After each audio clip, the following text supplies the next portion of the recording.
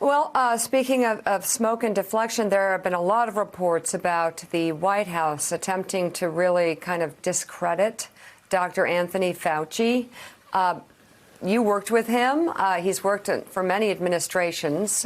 Can you tell us what your experience was like working with him? And what do you make of this attempt to discredit him during this time?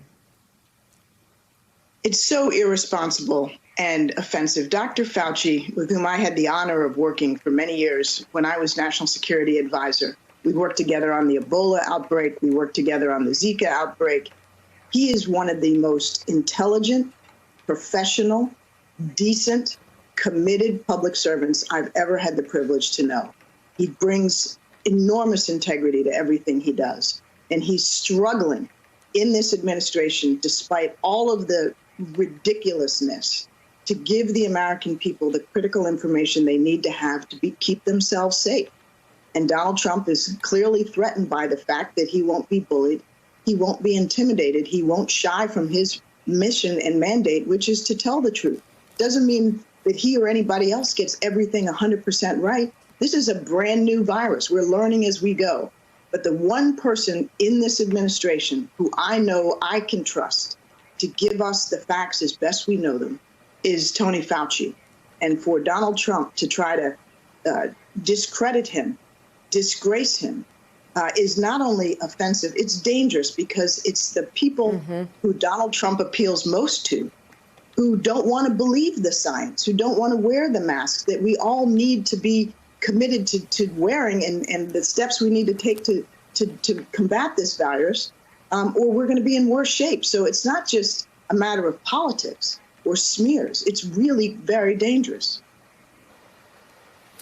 Ambassador Rice, it's Willie Geist. Good to see you this morning. In some ways, Joe Biden is running a parallel presidency with this campaign, explaining what he would be doing, for example, to address this crisis, trying to act presidential in ways he doesn't believe, and a lot of people don't believe Donald Trump is. Your name has risen near the top of the list as people who may be his choice, Joe Biden's choice to be the vice presidential nominee. I know you all have a good and long personal relationship. Is that a job that interests you? Willie, I'll tell you what interests me.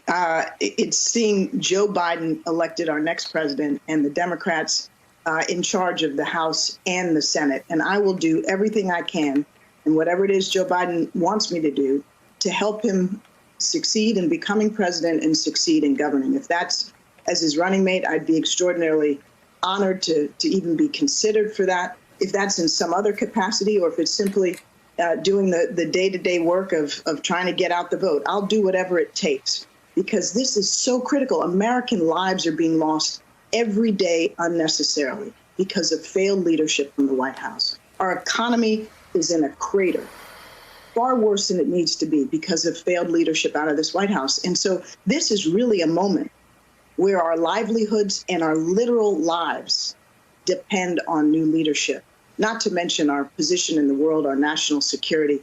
So there's nothing more important, and I'll do my best in any capacity to help him succeed.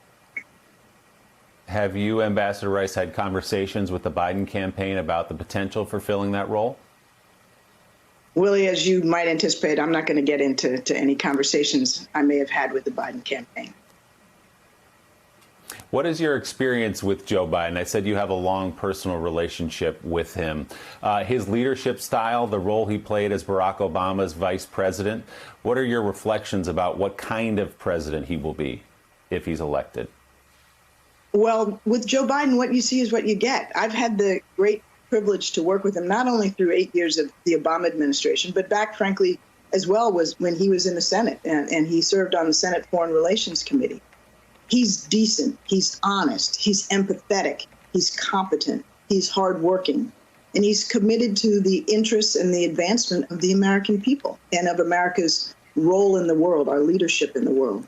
He will bring to the White House the kinds of hands-on, thorough, fact-based leadership that we so desperately need, whether it's to revive a flagging economy or to get this coronavirus pandemic under control once and for all, and renew our leadership in the world, all of which are absolutely essential to our national unity, to the preservation of our democracy, and to our fundamental security. So I know Joe Biden well, and I know he'll be an extraordinary president of the United States. And I just can't wait for us to get there, because each day that passes with Donald Trump in the White House is deadly.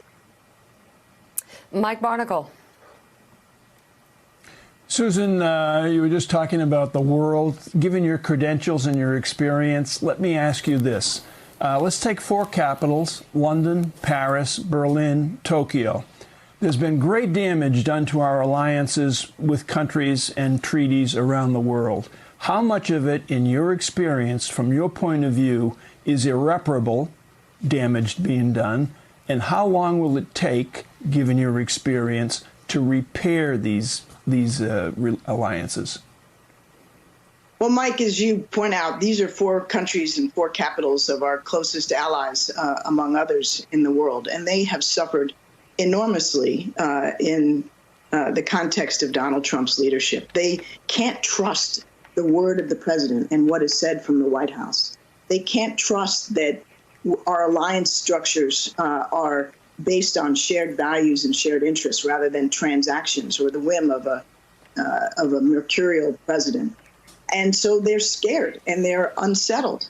And it's going to take, in the first instance, the decisive decision by the American people to change course and elect a new president, a president in the bipartisan tradition of understanding that we are safer when we are strong in the world, where we have friends and allies who work with us. But this damage is going to take time and effort to repair. And God forbid, if there were 8 years of Donald Trump's leadership, I don't believe it can be repaired. But in January, if Joe Biden is our next president, I am confident that we can do the hard work of beginning to repair those relationships. But we're going to have to be patient, and we're going to have to recognize that a great deal of damage has been done. And it is going to take time for our allies to have confidence that America is really back, and back in a fashion that they can trust. Only Joe Biden can bring us back to that point and take us forward, because, Mike, it's not enough to go back to where we were. The world has changed. We have a global economic crisis. We have a global pandemic. All of those challenges need to be addressed with strong, effective American leadership. And it will take the kind of experience and judgment and confidence that Joe Biden can bring to that job and bring, therefore, to our allies.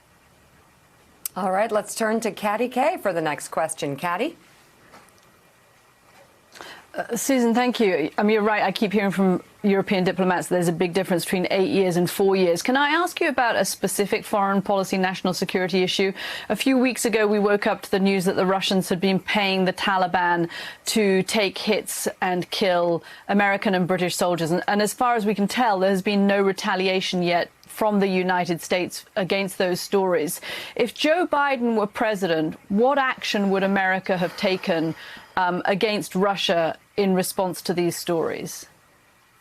Well, first of all, Katty, it's clear that, what is at stake here are the lives of American servicemen and women serving in a war zone. To the extent that the intelligence has indicated convincingly, at least convincingly enough to put that information in the president's daily briefing, the most important intelligence product produced, we have to take this information seriously. We have to recognize that in all probability, Russia has paid bounties to Taliban to kill our servicemen and women. We can't allow that to stand. There needs to be a serious and strong American reaction to that, or there should have been by now. And whether that reaction took the form of economic pressure, response in kind, military pressure, that's for the National Security Council and the president to decide based on all of the different factors at play. And I can't sit here without the benefit of that information and give you my own personal judgment. But I know that, when we face challenges of this sort, we would sit down and I would be at the head of the principals committee table in the White House Situation Room. And we would weigh the evidence and we would weigh the implications. And we would put forward to the president clear-cut options for responding appropriately. It seems this president hasn't done that. He's still, to this day, weeks after this information hit the public domain, and I believe more than a year after he was first informed of this in some form or fashion, he has said and done absolutely nothing. No expression of concern, no effort to criticize the Russians or promise that we will act appropriately in response. Gene Robinson. Susan, we are where we are on the pandemic. We shouldn't be here, but it's out of control in the South and Southwest, and schools are about to reopen. Perhaps this is utter chaos. So, what should President Trump do today, tomorrow? Not that he will, but what should he do given the situation now to address the pandemic? Well, first and foremost, Gene, he should respect the science and respect the experts. Stop assailing people like Tony Fauci. Put them in the lead. The reality is that this is not a pandemic that we can wish away. You know, President Trump was cheerleading the reopening of the economy. It proved to be deadly premature. And that's why we're seeing in the South and the West some of the first states to reopen, you know, this extraordinary resurgence. We cannot do as the President Trump is doing and play politics with and be willing to sacrifice the lives of our children and their teachers. We have to recognize that in those states where the pandemic is out of control, and it's out of control because Trump urged the reopening prematurely of our economy, that it may not be possible, despite all of our desire to see our kids back in school, to safely reopen those schools at the beginning of the school year. So we need to get the testing ramped up even further. We need to get the contact tracing sorted out. We need to restore some of the restrictions that were put in place early on and lifted prematurely, as California has just done, in order to bend the curve. And it really needs to be bent down near to zero, as we've seen in Europe, for it to be safe for schools and the like to reopen. This wishing away reality and basically politicizing a pandemic, putting his reelection ahead of the lives of American citizens is unconscionable, and it's killing us every single day. We need leadership that cares about our children, about our teachers, about the people, the staff in our schools, and everybody else in this country, that their lives actually matter. And that's how we get our economy jump-started, which is vitally important. But you cannot skip the critical step of caring for the lives and the health of Americans. Former National Security Advisor Susan Rice, thank you so much for being on the show this morning. Thank you all. And up next, the forgotten victims of the coronavirus. NBC's Keir Simmons continues his reporting on the people living in countries that were already in crisis and are now facing the added threat of the pandemic. Keep it right here on Morning Joe.